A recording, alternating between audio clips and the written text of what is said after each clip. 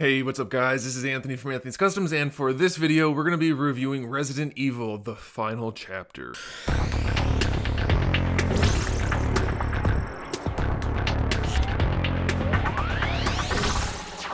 I think most people are going to be happy that this is the final chapter, but I don't know. Some people like this franchise, some people don't. Me personally, I like the idea of it. I've always supported it just because I like Resident Evil enough that even though the movies don't necessarily or in any way really connect to the games, it does pull from the games. We do see some characters that we might recognize, or some monsters or creatures or whatever, some particular instances. I like to see those things on the big screen. So I don't mind the franchise. I understand that it is in general a not very good franchise, lower quality type of movies, but I've always enjoyed them for what they are. And I think that's kind of where you have to be when you're watching one of these movies. You don't want to be comparing it to something that's great or even to the games, because that's not what it's supposed to be. It's a popcorn movie that you're going to go watch and have a little bit of fun watching, and that's about it. You might want to watch the whole series someday again, but it's nothing that's going to go down in history as something especially good. So with this movie, we kind of have to, it's supposed to be the best one. So we have to look back at the other movies and say, well, this is, oh, I see how that's tied in. It all makes sense now. They wrapped up the story. I see where these characters were going and how they got there. And it's very nice to have a bookend to, or some other phrase that makes sense in this scenario that ends something, some closure. Let's say closure. This movie doesn't really provide that. There's a little bit to talk about. We're going to kind of go quickly because it's really not a good movie. In fact, in my opinion, it's the worst of the bunch. And that's based on a lot of objective things. So I think most people are going to agree with me. But let's go through it kind of systematically so you guys have an idea of what to look for. Also, I want to point out, I'm going to avoid all spoilers until the end. I'll tell you when I'm going to start talking about spoilers so that you can click away if you haven't seen the movie and still want to without being spoiled. So I guess we can just start by talking about the acting and the cast. Now, these movies are not exactly known for a top-level acting performance. I like Mila personally. I think she's great. I like watching her movies, and I like her in these movies especially. She's really kind of taken on the duty of carrying the entire franchise, not only in that she's the main character, but she's basically the entire plot revolves around her essentially, and she does a good job carrying it. I think that's fine. I think that's good. So no problems there. She's as good in this one as she has been in any of them. So no big deal. That's pretty fine. The next main character in this movie is Ian Glenn. He's Dr. Isaacs, and I don't really understand why he's here, other than they had no idea what to make this movie about. His story already happened in Extinction. It wasn't very good then, and it's even worse now. It's more convoluted, more contrived, and more unrealistic, ridiculous, however you want to put it. It's just bad. He's fine. He's a good actor. He does a good job, although he's entirely unlikable in this movie, so it's kind of hard to appreciate him in this role. But he does a good job of playing a really nasty bad guy. He does that, so can't complain about that, so he's okay. Allie Larder is in this as Claire Redfield, who is a very important character in the games, and in this she's just as insignificant as any non-named character, to be completely honest. If you didn't know the name Claire Redfield, you wouldn't know that her character was important based on the film, so she's another throwaway character. She doesn't really add much to the plot, and there's really no point in her being there. So, and she's not the best actress, to be completely honest. Everything she does is pretty flat, doesn't have much emotion, so honestly, she doesn't need to be there, and it doesn't make any difference in the movie. And then the other named character, there's two more I want to talk about. One is a character, which is Wesker, who's incredibly important in the fiction, in the franchise, in the game. He was important prior to this movie in the films. In this movie, he is reduced basically to a henchman, to a thug, to a bodyguard who has no real role at all. Very disappointing. Sean Roberts does an okay job as him, even though he doesn't really carry the Wesker role as Wesker is in the games. He's okay, I don't mind him. But in this movie, he doesn't matter. Literally doesn't matter. But I'm not going to go into why or anything because of spoilery reasons, so you guys can just see for yourself. But it's very disappointing to see how his role has devolved into what it is. And then lastly, there was a big hoopla. They added Ruby Rose to the cast. First of all, Am I the only person who doesn't know who Ruby Rose is? Because she's gotten a role in this movie and a major role in John Wick 2. I don't know who she is. Is she some kind of person who should be known outside of these roles? Because they keep advertising her, and like we're supposed to know, but I don't know. And she's okay. She's pretty insignificant, and she's not a great actress or anything like that, so I don't really get it. But she's in the movie. That's it. That's it. So the acting is acceptable by the two main characters, and the rest are fine, but don't really matter, so who cares? As far as the plot goes, this movie has probably the worst plot out of all of them. And that's saying something because you guys know these movies have not been especially strong from a fictional standpoint. They haven't been great. This one's easily the worst as far as I'm concerned. It not only does it directly ignore what happened in the last film, completely ignores it other than she's at the Capitol. Everything that already happened is ignored completely, and anything that we thought was going to happen at the end of the last movie that didn't happen, we were expecting it to be in this one. It's not in this one. It happened in between the movie somewhere, and they don't even mention it really at all. And that's like the first scene. It's not a spoiler or anything to say that they completely ignored the whole thing about everybody getting brought to the Capitol with Wesker and they have to fight together. That whole thing totally ignored, except for mentioning it in passing. So it ignores that completely. The plot for this movie is very contrived. There's an arbitrary amount of time set for her to accomplish a task. It's like the worst element of any bad video game writing, and it's just all of that dumped into this movie, and it's so motivated by just trying to get cheap thrills into the movie that it's very disappointing. And not only that, but they take the fiction that they had established. They took the whole storyline for the T-Virus, they changed completely. Why? I don't know. They don't talk about it being changed. They just reference a new set of things that happened in the past. It doesn't make any sense.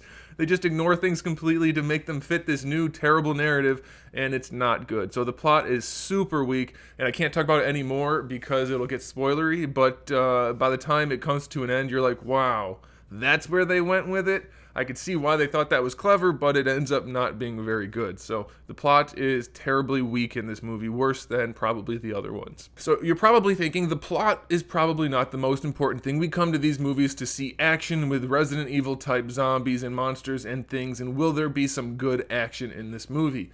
There's a lot of action in it. I wouldn't say it's any good. They throw in some creatures from the games, totally kind of just to throw them in there because they're from the game, so they're there. Are they particularly interesting? Not really, and I'll get to that in just a second why. We know that Alice has used a lot of close quarters combat throughout the franchise, so maybe that'll be good, right? We know Mila likes to get a little action-y in her movies. No. I mean, yes, there's a lot of that, but no, it's not any good. And so here's the reason why both of those types of action are no good in this movie. A, they don't make any sense. They're just there to be there for the sake of having that scene. It's all contrived. The setup doesn't make any sense for almost any of the scenes. The fact that there are giant tank transport vehicles, it's just, man, I can't go down and break down every little detail because it would take forever. But just every little bit it's super contrived. And then B, this is the most important part. The editing for this movie, especially for the action scenes, is atrocious. Now, I'm no film scholar. I didn't go to film school or anything like that, but I've seen more movies than most people would consider healthy. And this is one of the worst examples of how to shoot an action movie I've ever seen. It's terrible. There must be 1,000 edits per scene. It's ridiculous. There are way too many cuts. You can't tell what's happening ever. I mean, you have a general idea that she's fighting hand-to-hand combat, but most of the time, every scene is like, or every clip within each scene is like half of a second, maybe a second long. Cut, cut, cut, cut, cut. It's very cut up. It's not good. So if you take the fact that none of the scenes really need to be there for story purposes, they're just there for either the explosions or the monster to fit in there, or just to say there was an action scene, or to tie her up from a rope and have her fight in some crazy tied up rope scene. It's just super, super contrived and poorly edited, so that's disappointing. Not good at all. And then lastly, now this is where we're going to get into some spoilers, so if you don't want to be spoiled, you can go ahead and click away and come back after you've seen the movie. We have the ending. So it turns out that Alice is actually a clone of one of the higher-ups, or one of the very, very top higher-ups. I don't want to get into too many details so it's not entirely spoilery, but a higher-up person for Umbrella. She's a clone of that person so that she can live on as that person. They don't really touch on that in a good way. It's very poorly developed. So they do that. They don't touch on the fact that she's had superpowers. They don't touch on the fact that she's a clone of this person, but the person's gonna die, and the person's not gonna... It's just very poorly conceived. It doesn't work well. So anyway, her whole mission for this movie is to stop the final extinction of the last strongholds of humanity. Somehow, by her being here at this certain point in time, she's gonna be able to stop Umbrella from completing its task, which they've already wiped out all but like a small couple of groups of people. So how does her being at this point stop them? We don't really know. And even at the end, it kind of contradicts itself. So they say there's a cure for the T-virus, because Umbrella was going to use this all along. Once everybody died except for all of the Umbrella people who are in cryogenic sleep, they'll release this cure. It'll wipe out anything affected by the T-virus, and then all of the Umbrella people will wake back up and reclaim the Earth. Except the Earth is totally... Hi, kitty cat.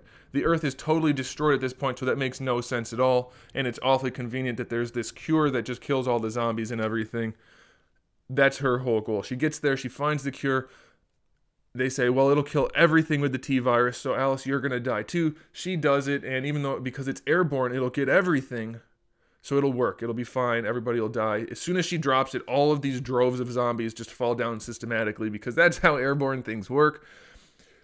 Very poorly executed there. And then they go on to say, oh, Alice, you're not dead. We thought you were going to die from that. Well, it only got the T-virus. I guess I'm okay. Why? There's no why to any of this. None of it makes any sense. And then, so we think that's the end. The zombie apocalypse is over. They've released this cure that worked 100% success rate instantly for all of these zombies, no matter how unrealistic the distribution is through an airborne antigen or antivirus. It worked perfectly right here. But then she goes on and, well, it's not going to work that well. It's going to take years even. So I'm going to go on to continue fighting. You don't end the final thing by saying, I'm going to go do more. That's not how conclusions work. I mean, I guess there could just be going to the fact that she's going to go on and do her thing and everybody's going to live happily ever after. But it's not set up that way. It's set up like, I'm going to go do more for this next movie. Even though this is the final chapter. It's very weird, poorly written, poorly conceived. The conclusion is hardly a conclusion, both fictionally and in terms of sequels. It just, all around, a total mess. The only good thing in this movie was Mila. She does a good job. I like her. That's about it. Oh, and let's talk about Wesker before I call it there. Wesker, they decide, is only hired help for Umbrella, which is fairly accurate to the games. It's kind of accurate, I guess. That's fine. But he doesn't do anything in this entire movie other than talk to the computer, which is a character kind of, but it doesn't really matter in terms of this review. He talks to the Red Queen computer, and then at the end, the Umbrella version of Alice, the old lady, who Alice was cloned from, tells Wesker he's fired, and that allows the Red Queen to attack him, because she's not allowed to attack Umbrella employees. And that's it for Wesker. He doesn't do anything. He doesn't have a fight scene. He doesn't have even really a death scene. It doesn't really make sense how he died. It's just, none of it makes any sense. It's not good at all. It's all very bad. Very, very bad. Easily the worst of the bunch, and I am more forgiving of this franchise than most people, and it's really not good. So honestly, if you haven't already seen it and you weren't sure if you were going to, don't. It's just not worth seeing. So that'll do it. It's very disappointing. Let me know what you guys thought. If you've seen it, let's talk in the comment section below. If you haven't seen it, go see it, come back, we'll talk, and we'll have some good times and some laughs at this very poorly constructed movie. Thanks for watching, guys. Make sure you subscribe. I have new videos up every single day. We talk about, obviously, movies. We talk about action figures, TV shows, video games, all kinds of fun stuff. So make sure you come back for that. Turn on notifications, and in the meantime, keep collecting.